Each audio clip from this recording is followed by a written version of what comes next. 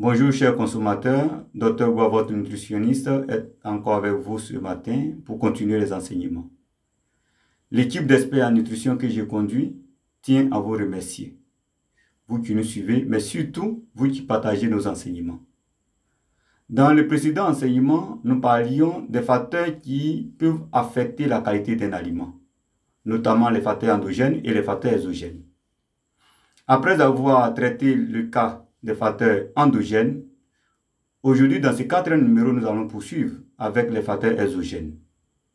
Contrairement aux facteurs endogènes qui sont liés à l'environnement immédiat de production des aliments, les facteurs exogènes relèvent de l'action de l'homme sur l'aliment depuis la production, c'est-à-dire dans les champs, jusqu'à la consommation de l'aliment.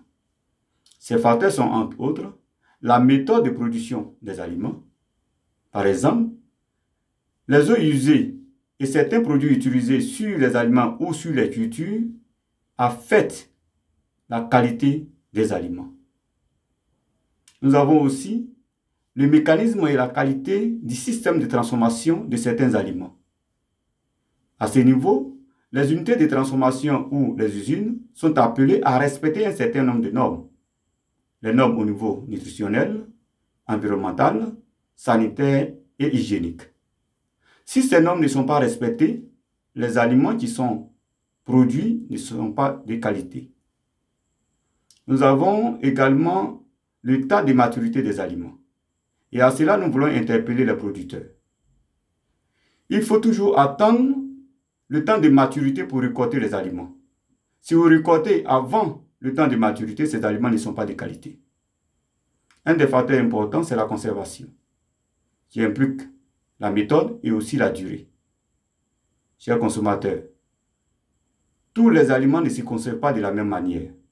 Il y a des aliments qui ne se conservent qu'au froid, tandis que d'autres peuvent se conserver à température ambiante ou à la chaleur. Mais quelle que soit la méthode de conservation, tous les aliments ont un délai de conservation, un temps limite. Et passé ce temps, l'aliment n'est plus de qualité. Aussi, nous avons la manière de manipuler nos aliments. Certains aliments peuvent facilement être infectés au contact de la main ou au contact de tout objet non stérilisé. Et les aliments qui se contaminent facilement, ce sont les aliments liquides pour la plupart. Nous avons également le système d'environnement. Je vais parler de l'environnement immédiat, des aliments qui sont exposés dans nos marchés. Ici, on parle de l'hygiène.